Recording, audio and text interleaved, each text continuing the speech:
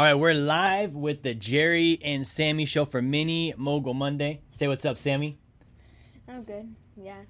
So, guys, we're going to be talking today about finances, and we're going to go a little bit shorter. We're going to keep these probably, like 10 minutes now? 15 minutes, yeah. 15 minutes, 10, 15 minutes tops. We want to hit you guys hard with financial education.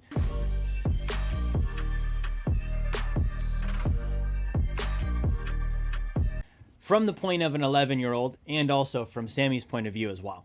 Yes. So, Sammy, I want to talk about wise financial decisions today.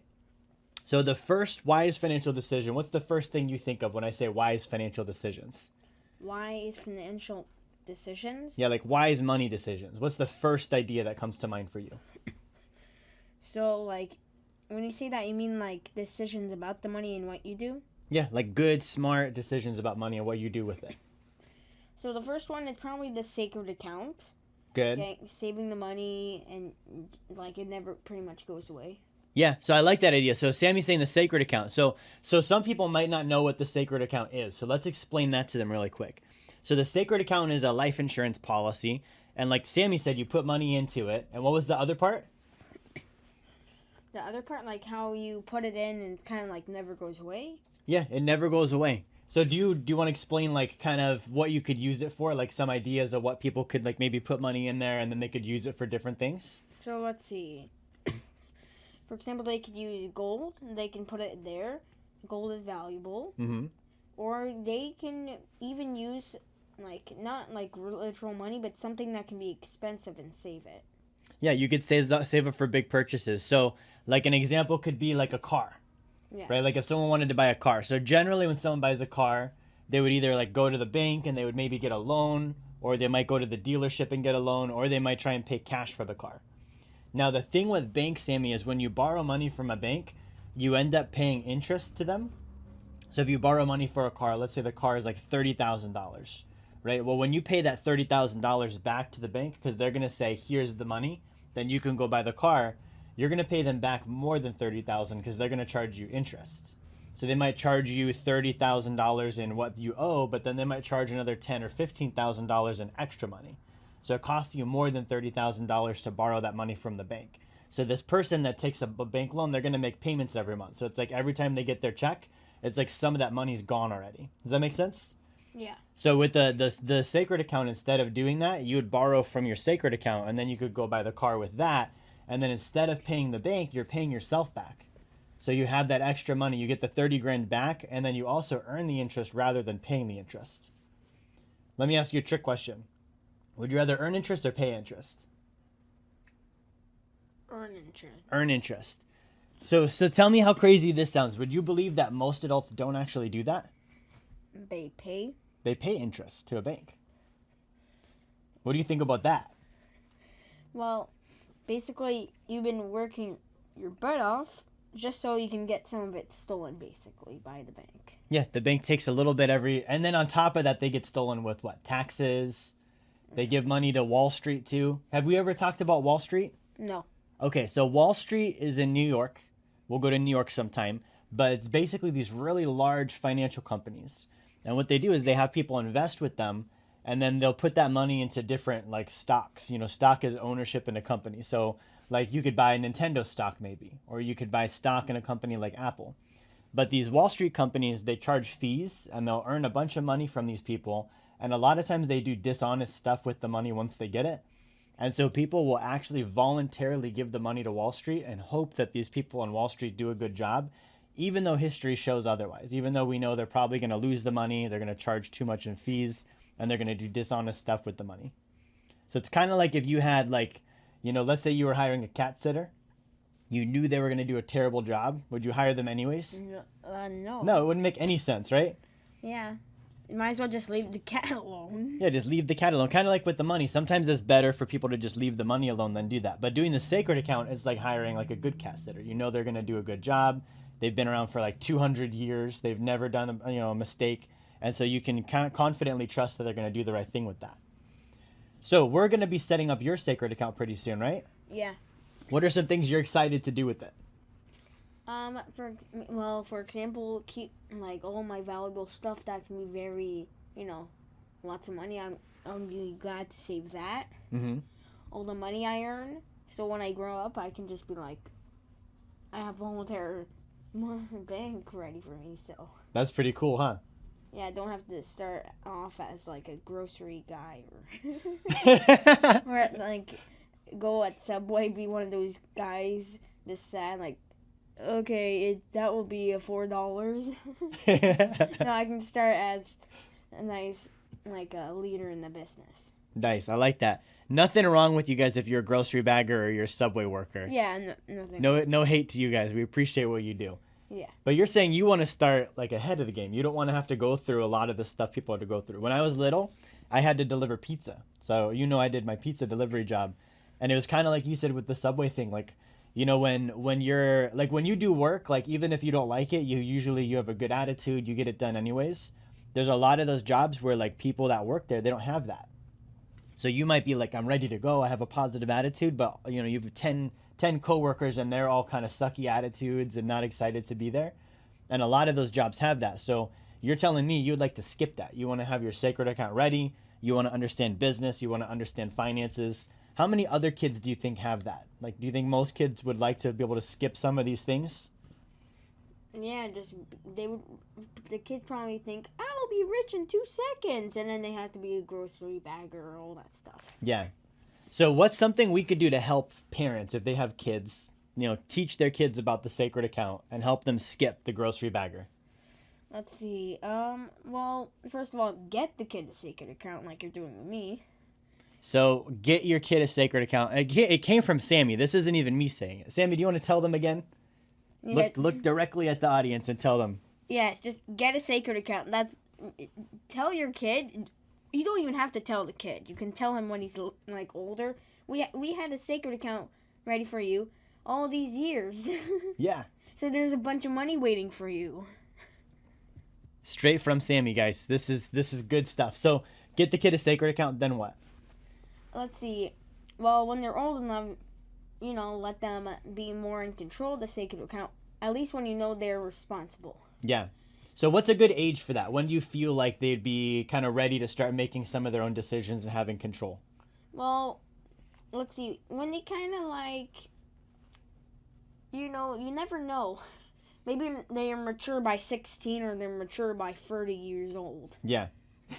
But the best age I would say is like 21 or 20. You think around 20?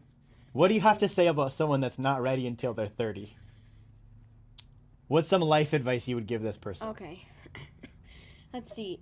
How about you start getting a life and working? You're not a little kid anymore. You're not a little kid anymore. You're not in high school. Yep. If you're 36-year-old and you're still in high school, how?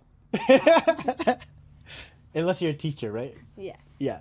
So get a sacred account, and you think around maybe 20 years old, then they're ready. They know what they need to know to start using it. Yes. What would be another thing you think a parent should teach their kid about when they're setting up a sacred account for them? Like, because initially the parent might be the one using it, right? So they're going to maybe like put money in for the kid, and the kid might not totally be tracking with what's going on. How can the parent make sure the kid is like involved still? Well, let's see. He can be telling like save the money or any money you earn, it's gonna go inside the bank. Mm-hmm. Also, I would tell the kid, don't waste any of like your toys. Don't throw it away because maybe it can be valuable in the future. It could be like a collector's item. Yeah. Yeah. Like my Pokemon cards. Yeah, those could be worth the money. So in the future, you might sell those, and then you could put those into a sacred account. Yeah, and already some of the cards I have they're pretty valuable. Yeah. What do you think is your most valuable one? Well, there's this one I call it like one of my most special cards. So, have a binder, and then there's these little card things you can put it in there so it's safe. So I put the card in there, then I even put it in the binder. I did not do that with any other cards. It is a Mew EX. Mew is like a pink Pokemon that's, like a powerful Pokemon. Mm-hmm. And it's even banned from Pokemon tournaments. I checked what could be the price today. It could be like up to $400. Wow, that's awesome. So I like that idea too. Like a parent could set up. Tell me what you think about this. They could set up a sacred account for their kids. and they can fund it, and they can put income and save into it. But also, like, when a parent buys kids, like, you know, let's say a Christmas present or a birthday present or something like that, buying them something that could be worth more in the future, rather than like a toy. Like what's a toy that if you bought it today, it's probably going to be worth the same or less in the future. It's not going to go up. Let's see. Something like, for example, it needs to be something famous. Like, for example, this. Mm-hmm. Let's see. If this animal got famous, he got a show and everything, maybe, for example, let's say there was a show called the Top Hat Owl. Yeah. He was an owl who was famous on all that stuff, wanted to top out everyone. And then later on he got famous, and there's a bunch of plushies. This guy could get valuable. Yeah. Right now, he kind of has his own show. And right now, oh yeah, he does. He's on a show right now. Top Hat Owl, ladies and gentlemen. He wants gold and gold. Except this guy's favorite kind, but... So, let's say this guy never got famous. Like, just a little guy, like, oh, cool, I never seen this plush before. Mm-hmm. Later on in the future, it's gonna like, oh, that would be like, what, $2? Yeah. No one would care about it. Yeah. So I like that idea of buying toys or gifts that could go up in value. And then, like, so what do you think for a kid? What do you think the first thing is that we would use their sacred account for? Like, when we do yours, what are some of the first things you think we would use it for to help you? Let's see. Well, for example, anything the kid earns, Mm-hmm. like, put like it in the sacred account. Of course, when the kid wants to use some of the money, like, of course, don't take it out of the sacred account. Literally give it to him, like saying, "Here, use it." And yeah. Just, this is what I would do. So, every money he earned, just like take it, put it in the sacred account. But then, of course, the kid's probably gonna want to have his own money and do his own stuff with it. Mm-hmm. So let's say once he earn it, give it some to him what he earned. Maybe like, let's say the kid does a whole month of dishes. Mm-hmm.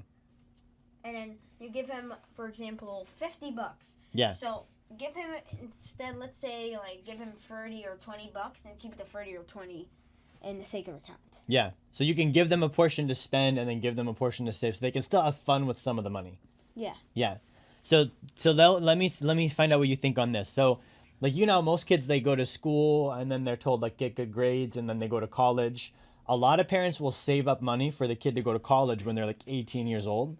And then did you know that most kids, when they go to college, 50% chance they're not going to go get a job for the thing they learned about?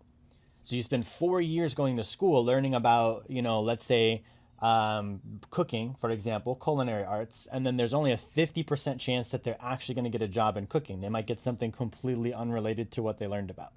So would you rather like have like a parent saving money for you for college, or would you rather have them saving money for regular life things, a car, if you did want to do school for the school or for your wedding or for your first investment? Well, definitely not college. Like, you could just learn it by yourself. Like, at least, like, do it at home, learn what you want. It's easy. Mm-hmm. Like, you don't have to go to college 4 years, learn about one subject. You can literally just do it at home and do it yourself. Yeah. And besides, maybe you realize, oh, I want to do this now, not this. Once you go into college, okay, you decided this, no turning back. Yeah. At home, oh, let's change it. Yeah, exactly. How expensive do you think college is, if you had to guess? I would say 8,000. You think 8,000? So it's probably 8,000 like per maybe semester or quarter. So I think the average is closer to like 30 to 50,000 for college. That's expensive, right? Yeah, might as well just put that in. And you might not even use it. Yeah, you might as well put that in the sacred account. Yeah, because then when they have some money later on, they combine it with that money. That's a lot of money. That is a lot. So guys, we're going to end off our show today. This has been Mini Mogul Monday with Jerry and Sammy. We talked about the sacred account. We talked about setting that up for your kids. Sammy, any last words for people today? Let's see. So if your kid does end up as a grocery bagger, don't worry. Like, even I'm even prepared for this. I don't care. Like, okay, maybe I'm a pizza delivery guy like you. It's just going to be, like, for a tiny bit. Besides, it helps you learn on for the future. Awesome. Good advice. So don't worry. Have a great Monday, guys.